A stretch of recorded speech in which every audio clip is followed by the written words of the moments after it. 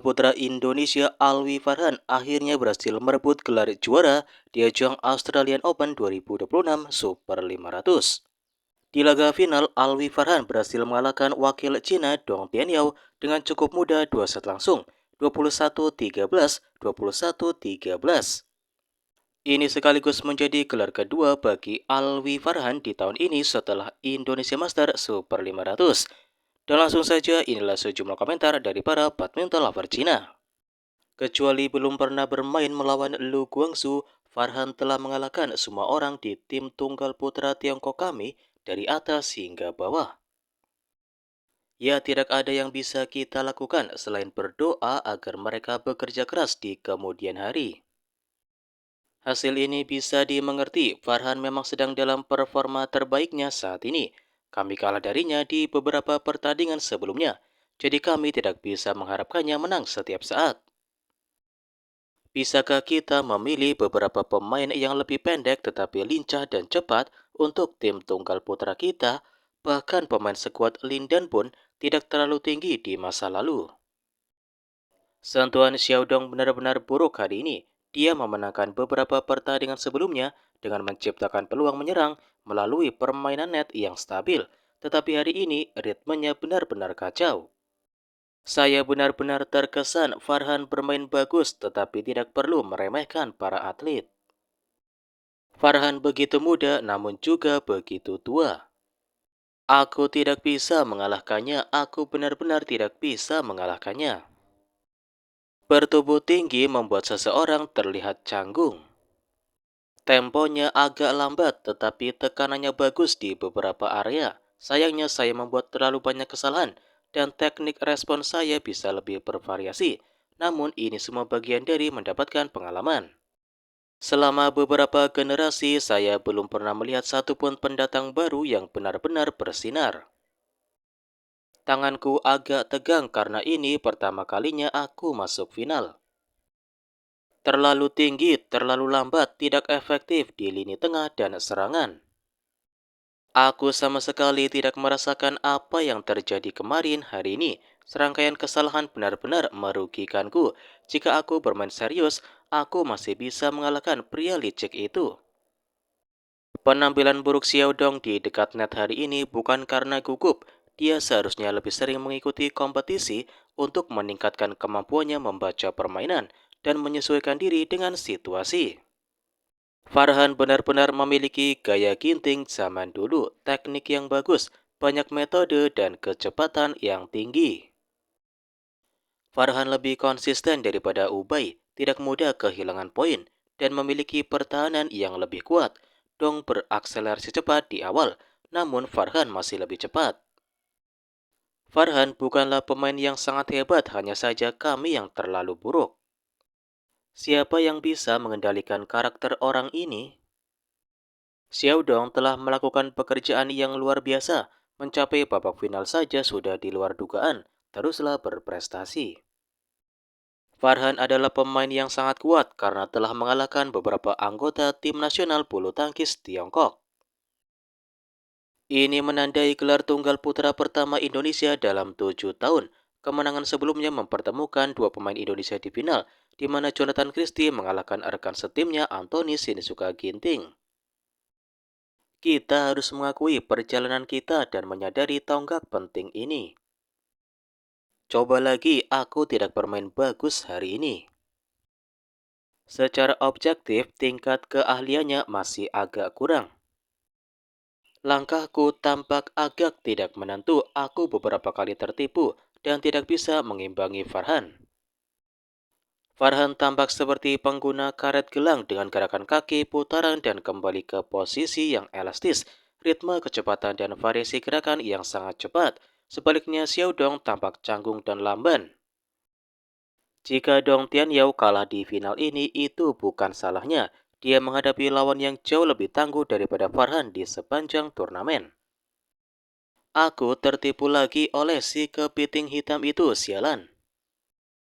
Farhan dapat dengan mudah mengalahkan lawannya dengan metode serangan batu berstatus penuh.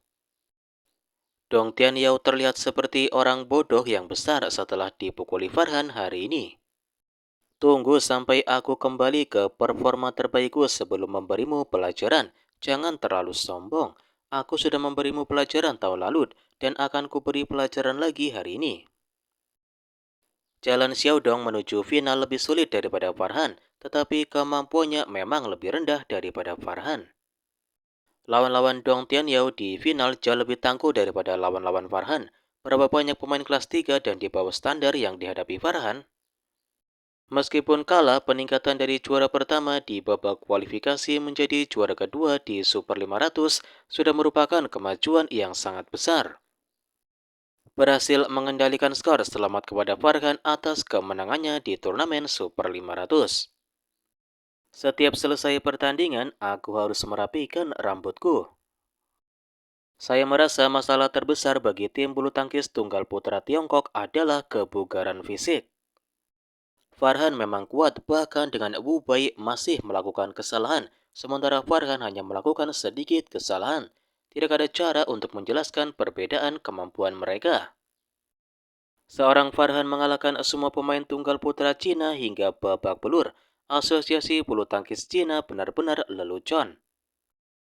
Dong Tianyao sudah berusaha sebaik mungkin. Gaya pukulan drop shot kuno sudah ketinggalan zaman. Terus seperti ini hanya akan menghasilkan kesuksesan yang singkat.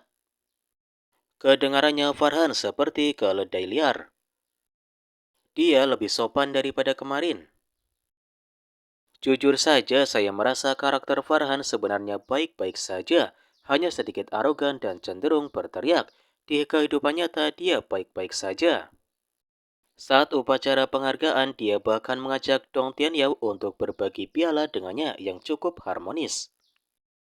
Inilah kekuatan seorang peraih medali perunggu Olimpiade 2028.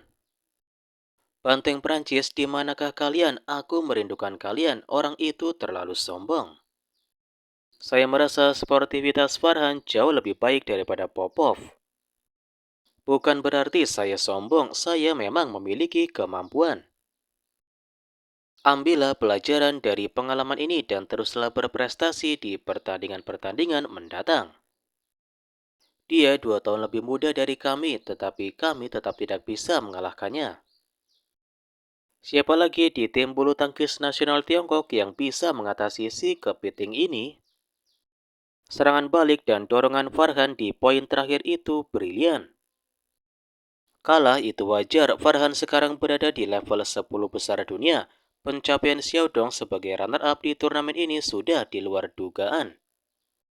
Saya sudah berusaha sebaik mungkin, tetapi taktik lawan sangat matang. Saya banyak kesulitan di dekat net dan tidak memiliki banyak peluang menyerang yang bagus. Saya jelas merasakan tingkat energi saya menurun hari ini. Tidak apa-apa, teruslah berjuang. Sudah mengesankan bahwa kamu berhasil melewati beberapa pemain top. Santai saja, Dong Tianyao sudah melampaui ekspektasi dengan berhasil mencapai final. Apalagi yang bisa diharapkan? Hasil runner-up saja sudah sangat bagus, tetapi di final rasanya keduanya tidak berada di level yang sama. Saya tidak bermain sesuai standar saya biasanya. Saya merasa sangat lesu hari ini. Mungkin undiannya terlalu sulit. Farhan tidak menganggap lawan-lawan Dong di babak-babak awal sebagai lawan yang kuat, tetapi ketika mencapai final, Dong sudah mencapai batas kemampuannya. Banyak pemain top yang tidak ikut berpartisipasi dan mereka yang menang bahkan tidak dianggap sangat kuat. Agak disayangkan, tetapi juara kedua di babak ini tetap cukup mengesankan setelah menghadapi lawan-lawan yang tangguh sepanjang pertandingan.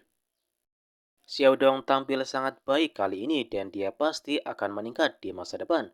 Farhan masih terlalu kuat. Mungkinkah Axelsen versi dalam negeri akan bertemu dengan Momotanya sendiri? Kemampuan Farhan sangat bagus. Dia mengendalikan tempo permainan sepanjang pertandingan dan dia juga cukup sopan. Dia pantas mendapatkan nilai sempurna kali ini. Pertandingan final ini benar-benar mengerikan. Farhan memang berbakat, tetapi karakternya mengerikan. Dia akan mendapatkan balasan yang setimpal. Mungkinkah dia masuk 10 besar kali ini? Gerakan Farhan benar-benar tidak enak dilihat, terutama saat penampilan keduanya, di mana ia menyerupai seekor gurita. Si kepiting bodoh. Ternyata ada orang-orang yang berpikir si kepiting ini lebih baik daripada si Yuji. Si monyet hitam itu masih ada di sana. Biar ku beri pelajaran pada si monyet hitam itu.